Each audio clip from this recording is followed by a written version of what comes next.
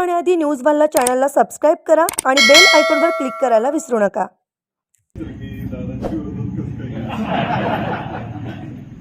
कारण मी नेहमी दादांच्या बरोबर राहिलो।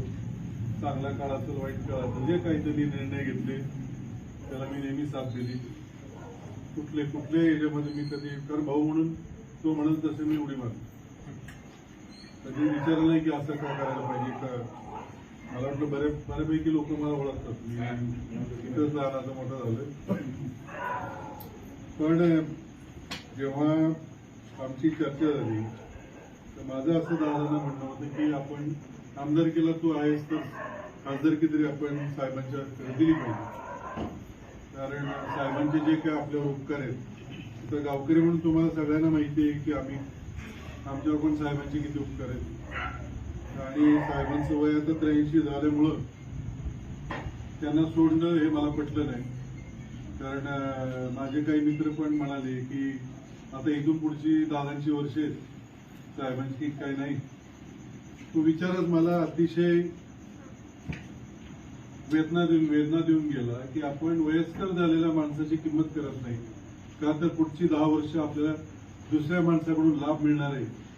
त्याच्यासारखा नालायक माणूस नाही असं माझं वैयक्तिक म्हणणं आहे। कर्मिलांनी सांगितलं की आपली आई आता आपण आपले वडील शेतात जातात, बांधावरून चक्कर मारतात। तुम्ही आबांना आठवत असाल 15 ताबा किंवा जुनी लोक शेतात, पण याचा अर्थ असा नाही की त्यांनी सगळं शेत आपल्याला दिलं। जमीन आपल्या नावावर केली म्हणून काही त्यांना घराबाहेर काढायचं नसतं। जे काय ज्यांना कुणाला पदं मिळाली ती साहेबांमुळे मिळाली, पहिल्या दिवसापासून ते आतापर्यंत। आणि त्याच साहेबांना आपण म्हणायचं आता कीर्तन करा, आता घरी बसा, हे माझ्या मनाला पटण्यासारखं नाही। मी जरा वेगळा माणूस आहे, मी काय राजकारणी नाहीये। मला जे पटत नाही ते मी करत नाही। म्हणजे माझे शाळेतले मित्र सुद्धा मला न सांगता गेले ठीक आहे, हरकत नाही। काही गोष्टीची एक आपण औषध विकत घेतो, काही गेले मनापासून कौतुक आहे। आपण बघा औषध सुद्धा विकत आणतो, त्याच्यावर एक्सपायरी डेट असते।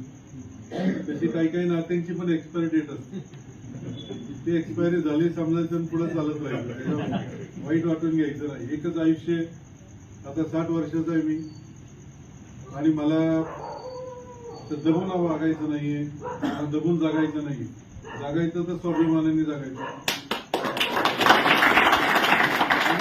प्रत्येकाने हे लक्षात ठेवलं पाहिजे की आपल्याकडे पूर्वी म्हणायचे मरावे परी कीर्ती उपयोगावे, बरोबर। मला ती म्हणा अजिबात पटत नाही। एकदा आपले डोळे मिटले तर आपण कधी येणार आहे का इथं? त्या कीर्तीला काही चाटायचं का आपणच नाही। जे आहे तेव्हा चांगलं काम करा, जे मनाला पटतंय ते करा।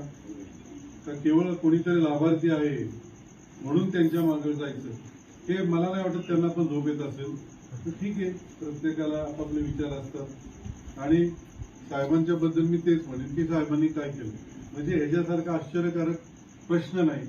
ज्या साहेबांनी आपल्याला 4 वेळा उपमुख्यमंत्री केलं, 25 वर्ष मंत्री केलं, तरी सुद्धा म्हणायचं काकांनी माझ्यासाठी काय केलं। असं काका मला मिळालं असतं तर मी पण खुश झालो। असा त्रास देणारी व्यक्ती जर आपल्या आयुष्यात आले तरी कुणाला नकोय।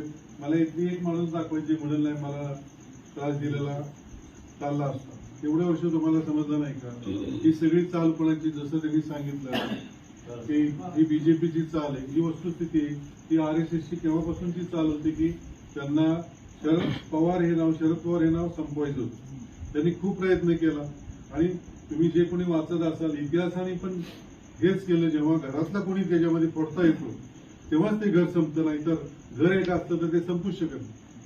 कुठेही बघा तुम्ही, अगदी आपल्या देवदेवतांपासून आपल्या राजे राजवाड्यांपासून ते आता आपण बोलतो इथपर्यंत बघा, घरातली व्यक्ती जर आपण बाहेर काढू शकलो तरच घर पडतो। कारण ते त्यांना घरातलाच माणूस घरच्याला घाबरत नाही, नाही तर गावात भीती असते। आता मला पण माहितीचं आजूबाजूला टेप करत असते तरच मी सांगतो मी कुणाला घाबरत मला काही घेतले नाही। तुम्ही टेप करा, कुणाला पाठवा, मला काही फरक पडत नाही। हे काही कुणाकडे लाभार्थी म्हणून जाणार नाही। काही लोक चोरून ऐकत असतील आणि त्यांना पण माझा स्वभाव चांगला माहिती की मी इथून पुढे बोलणार आहे आणि मनमोक फक्त बोलणार आहे. मी काय कुणाला, मला हे अतिशय पटले नाही. साहेबांना एकुलती एक मुलगी आहे आणि त्यांना काय वाटत असेल ह्या वयात 10 वर्ष साहेब जरा जुने असू द्या, त्यांना सगळ्यांना काय केलं असं तुम्हाला पण नाही. वय वाढले म्हणून वयस्कर माणसाला तुम्ही कमजोर समजू नका. आणि विशेष करून मी फिरतोय ना, आता आम्ही फिरतोय तर तरुण, मला आश्चर्य वाटतं की मधली जी आहे ना आमची पिढी हीच जरा लाभार्थी झाली. तरुण पोरं जी आहेत ना ती म्हणतात आम्ही बघून घेऊ काय करायचं ते करायचं. दुर्दैव म्हणजे माझं दुर्दैव की माझ्या वयाची माणसं जरा लांबचा विचार करणारी. तरुण मुलं म्हणतात बघू पुढचं पुढं आमच्या जिद्द आहे, आम्ही आमचं करू. आणि वयस्कर माणसाला माहिती साहेबांनी काय केले, त्यामुळे त्यांना सांगायची गरज नाही.